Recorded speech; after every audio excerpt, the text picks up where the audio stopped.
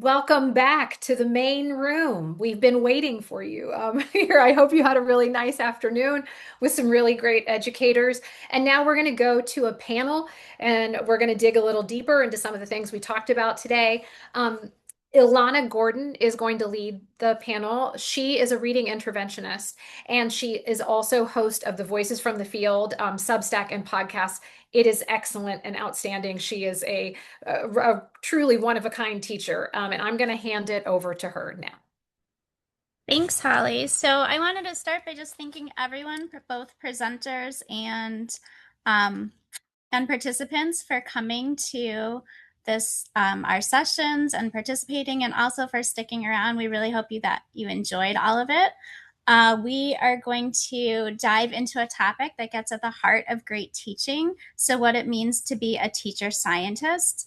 Our panel consists of 4 accomplished educators who will share their experiences around bringing instructional practices and strategies and research back into their classrooms. So, kind of bridging that gap from research to practice. Stephanie, Dylan, Samantha, and Catlin are going to be joining us for the panel, and I'm going to give them some questions. They're going to each share their perspective a little bit, and then I'm going to let them start by telling you a little bit about themselves. So, Stephanie, do you want to kick us off? Sure. Hello, I'm Stephane Bolton, and I teach first grade at Kilby Laboratory School in Florence, Alabama, and we're on the campus of the University of North Alabama. I've been teaching for 22 years. Most of it has been in first grade, a couple of years as an instructional coach, and a brief 1 semester as an administrator. But I love where I'm at now because I'm in a laboratory school setting. And so we're tasked with being those teacher scientists where we are trying to do some action research and share best practices. And we're also shaping future teachers because our classrooms have an open door policy for observers from the university. So I joke that we're the Grey's Anatomy of education. So at any time of day, I could have any number of observers. So that's kind of me in a nutshell, and I'm excited to be part of this panel. Thank you for joining us. How about Dylan? Hey, I'm Dylan Kane. I live in Leadville, Colorado, teach for the school district here. I very rarely have visitors to my classroom, so it's a bit like the opposite of of what you're doing. I've taught seventh grade math for the last 5 years. I taught middle and high school math before that, and next year I'll be moving down to elementary and teaching fifth grade. Great, thank you. And Samantha? So I'm Samantha. I am from Western New York. I teach in a very small, tiny district. We only have 34 kids per grade level in our sections. At the whole K-12 building school is in one building. But I have been working really hard the last couple of years to incorporate science of learning and science of reading practices into my classroom, and I've seen a lot of great results with that. Very exciting, thank you. And Catlin? Hi, I'm Catlin Goodrow. I am a reading interventionist and literacy coach at Spokane International Academy in Spokane, Washington. We are a K-12 public charter school. We also have K-12 in one building. And I work specifically with our primary academy grades K through 5. Yes, and Caitlin has a book out too. You should also check out. All right, so I'm going to start with Dylan and Samantha for this first question. So I want you to think about, how would you define tinkering with instruction, and how do you know when it's time to try something new in your classroom? So Samantha or Dylan, do you want to start? I'll go first, sure. So when I think about tinkering in my classroom, I think about like trying things that I've heard about other people using and seeing if I can get a similar result to what I heard. Um, it's always exciting to try something new and see if it works in the classroom, but it's also nerve-wracking because you're just not sure. But I think the important thing is being open to trying new things and not being stuck in like one set way that people tell you is the only way that you can actually teach a subject or a concept to kids. Yeah, I mean, I agree with all of that. I think one other feature for me is just incessantly checking for understanding. I'm a huge user of mini whiteboards. My students get sick of them. They would joke this year that they wanted to have no whiteboard Wednesdays, and I steadfastly refused. We use mini whiteboards every day, um, and I'm constantly checking for understanding of what we taught that day, what we taught yesterday. Are they retaining what we taught a week ago or a month ago? And even just breaking lessons down into really small chunks. Like, did you get that thing that we just introduced a moment ago? And so I think that's kind of my other barometer for tinkering, right? That like drives a lot of changes because I'm seeing, wow, a lot of students are not learning what we want them to learn, and gives me a really short feedback loop. Right? Like it's really tough if all of your tinkering is only kind of validated or not validated by the state test at the end of the year. That's not going to drive very rapid growth. And so I think that constant checking for understanding has been huge for me. Yeah, thank you both. So Dylan and Jeanette's session, she also had you up on her slide. So you said that you also think about what the new strategies compared to what at what cost and what were really good takeaways too to think about when we're trying to. I'm sorry, I don't know if it's just me, but when Elana is speaking, it's very much broken up. Is everybody having that problem? Elana, you want to try turning off your video for a second? Yeah. Is that better? Yeah. Oh, yeah. Okay. Well, I don't mind that at all. Okay, so this next one will go out to Catlin and Stephanie. I'm wondering if you could share a time when a small change in your instruction led to big results in your classroom. Sure. You want to go first? Sure. Well, I'm gonna talk about something that I actually learned from Elana when I was a Goyen Fellow. She demonstrated one of the ways that she had kids break down words in dictated when she was dictating words, and did one line for each syllable and then a line for each sound in each syllable. And I turned that around, I think, the next day. And I just said to my students, hey, I learned this new thing yesterday because I'm always learning. And I think it really helped them to be able to encode those multisyllabic words by representing both the syllable and the sound.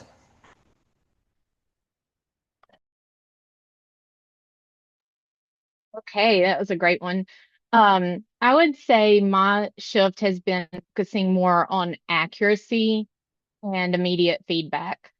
And that was a little challenging for me at first because, especially at the beginning of first grade, it can be a little tedious in writing to check 20 boards and make sure everyone is writing writing everything down correctly. But the focus on quality over quantity is so powerful because practice makes permanent. I've always taught my students to say practice makes progress. And it does if it's good practice. So good practice makes good progress. But regardless of the practice, it's going to make something more permanent.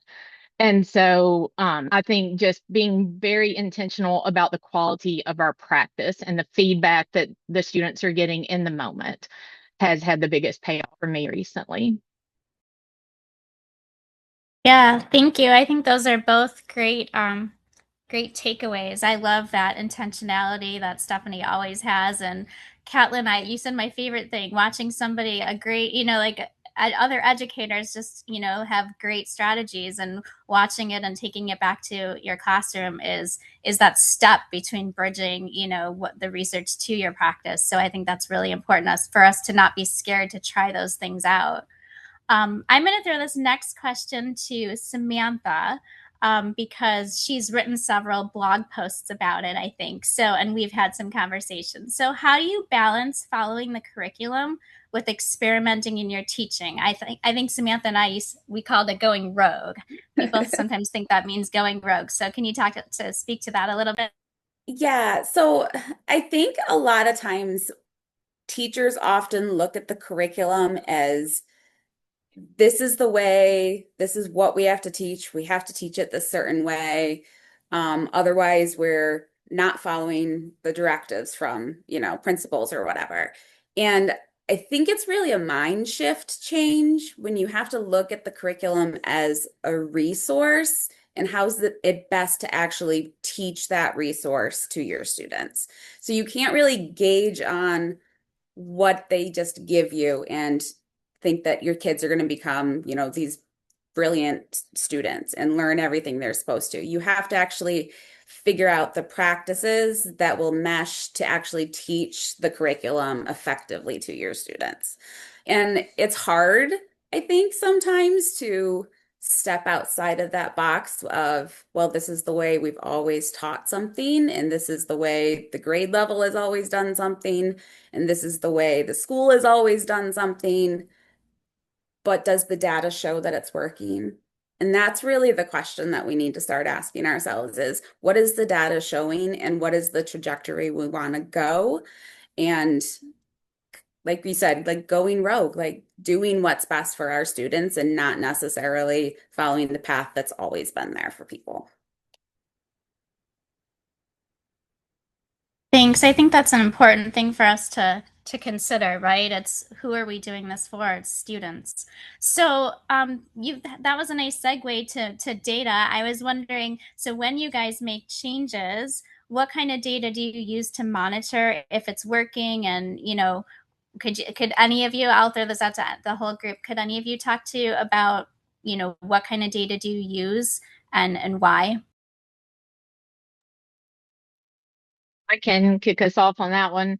Of course, I use weekly checkpoints and the benchmarks throughout the year, but I would say the most important data that I use is the data I get day to day when I'm teaching, that through that formative assessment cycle that we go through. And a lot of times it's not necessarily the product that gives me the most information. It's the process that students are going through to arrive at that product that really informs what I need to do next instructionally. To piggyback on that, because I also use, a mixture of formal and informal points, but because I'm also a reading interventionist and I work with striving readers who've had a lot of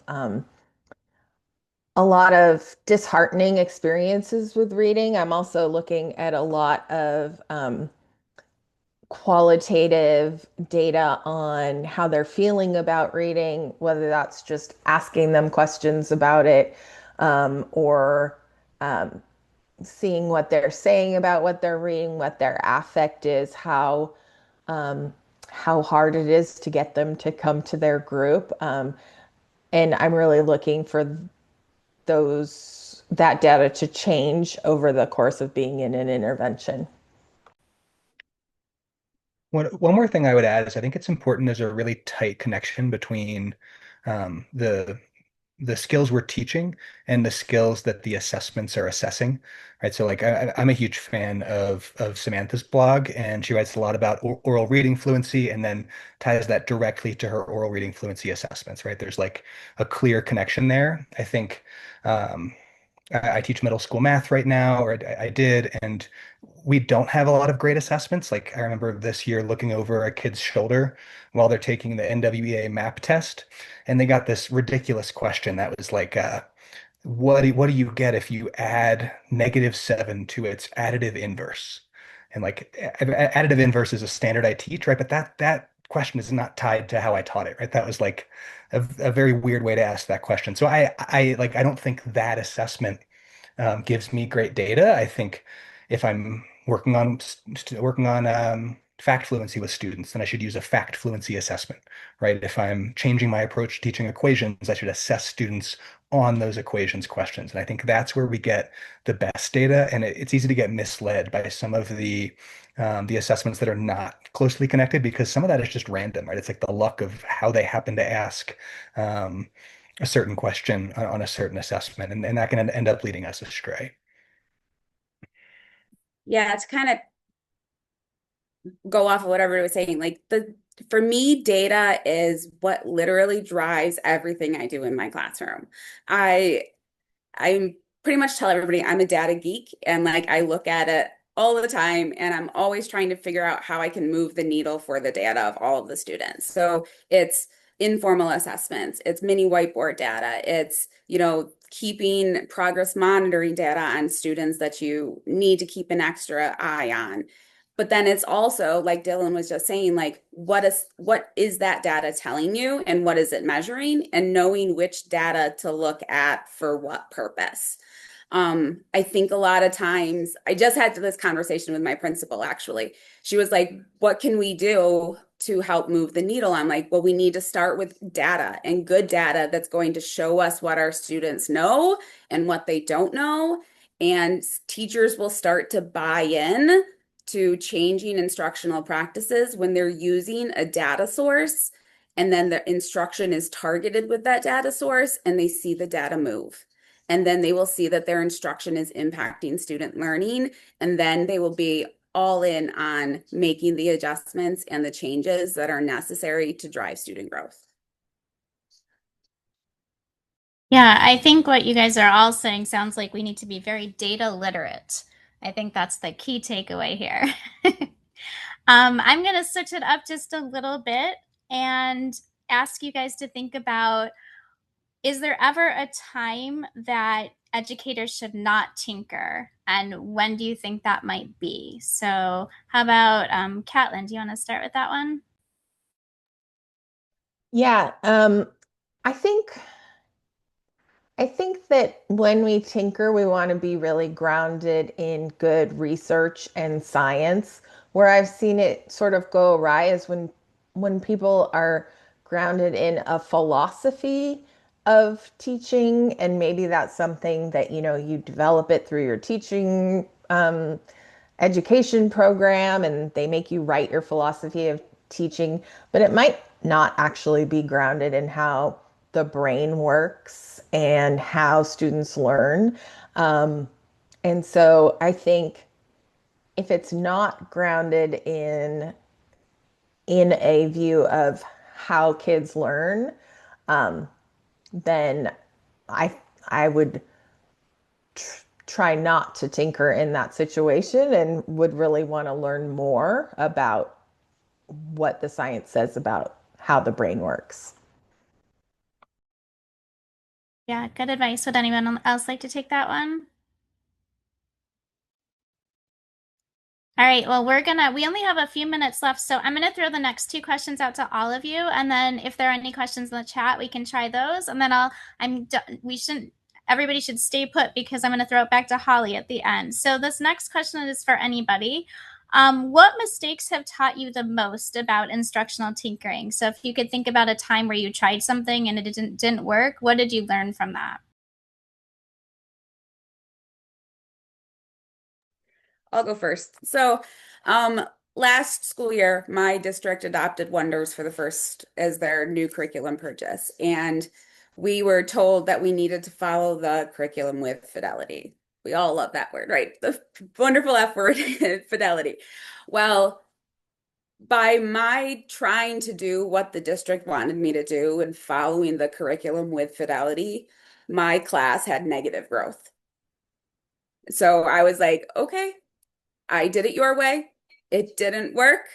Now I'm going to look at the evidence, and I'm going to change what needs to happen. And this year, my class had tremendous growth. And it was all because I finally took what Wonders gave us and aligned it to how we learn and instructional practices that are evidence-based. And now it's working. But if I did it the way Wonders told us to do it, or the district expected me to, my students had negative growth. So that was one thing that showed me that I had to make a change.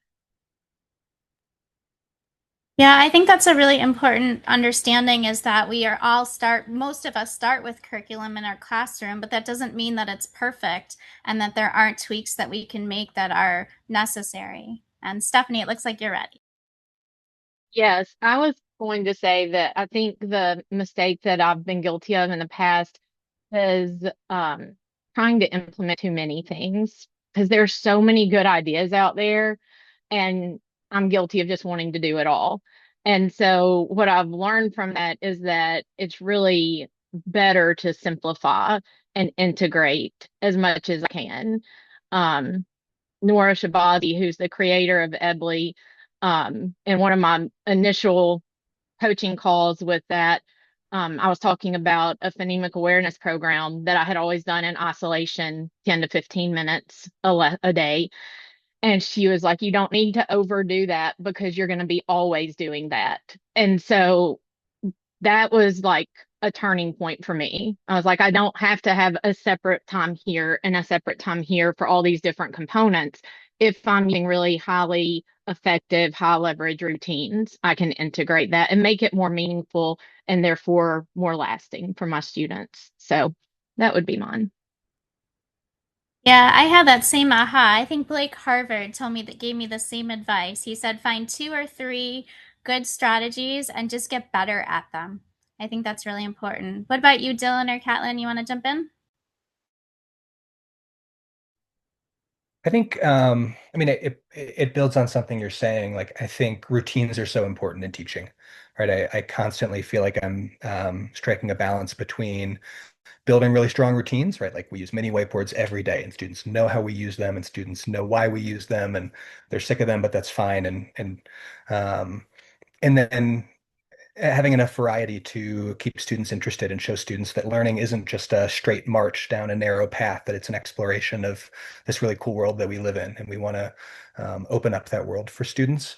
And so I would say like I have been prone at times to making too many changes and not letting students get good at routines, right? And we talk about like the kind of cognitive science foundation of a lot of the experimenting that we're doing, right? Like if student working memory is consumed by figuring out what we're doing next, right? What's like the next thing that's happening in class rather than building routines so students know what to expect and they know why we do things, then we end up with chaos. And so I think it's really important to see a lot of this tinkering as like building routines and seeing whether that routine works rather than just trying something new and seeing if it works that day and moving on if it doesn't, right? So like I would say a mistake I've made is not letting practices become routine, and kind of trying something different because it doesn't seem like it's working right away. Nice, thank you. Catlin, you want to weigh in? Yes, I think one of the things, well, in Andrew's Shimot session today, he talked about being in partnership with students. And I think um, as I've gotten more confident as an instructor over the years, I think I'm much more transparent about why I'm doing things with students and giving them feedback. So I'll talk to them about how our brains learn to read and why we're doing things a certain way. It sounds like the rest of you do that as well. Um, and so I think just when we make changes to explain to students why we're trying something new and what problems we're working to solve within our own classrooms. Yeah, I think that's great advice. And we were going to end with advice, but it kind of sounds like you guys all tied it in there. So I want to thank the panel for your discussion and your participation today. We really appreciate hearing from real teachers. And I'm going to throw it back to Holly for some announcements. Stay tuned. Hi, everybody. I'm coming to you from Nashville, Tennessee. So I will just say at the conclusion of the Teaching That Succeeds Symposium, well, I'll be doggone. This was so good. This was so much fun. I thank you all so much for being here. We thank you for being here. Um, we need to thank our sponsor again, the Science of Reading Center at SUNY New Paltz. Do check out their podcast, Reading Realities. We hope that you learned something new today, and maybe more than one something that you can take back to your classroom. If you want to take a moment now and jot down those things that you learned today, we would really appreciate it. I mean, there are basically two reasons we want you to do that. It'll help you solidify what you learned into your memory, number one. And number two, we want to follow up with you and ask what you liked and what we can improve for the next one. So here's what happens next. All of today's presentations have been recorded and they'll be on YouTube in the next few days. We're going to let you know as soon as they're available. All of the educators' presentation slides will also be made available to you. As a thank you for attending today, I want to offer you 3 months free for a 1-year subscription to the Bell Ringer Substack that I write and produce. We are the only news source totally focused on the science of teaching and learning. We think that this event is really important, Kata and Elana and I and the Science of Reading Center. And we would like to do it again and maybe host it in a few different forms. So if you will, we're going to send out a Google form and please fill it out and let us know how we can make it better and some things you would like to see for next time. So watch your inboxes for all that info. Thank you again. Have a great summer.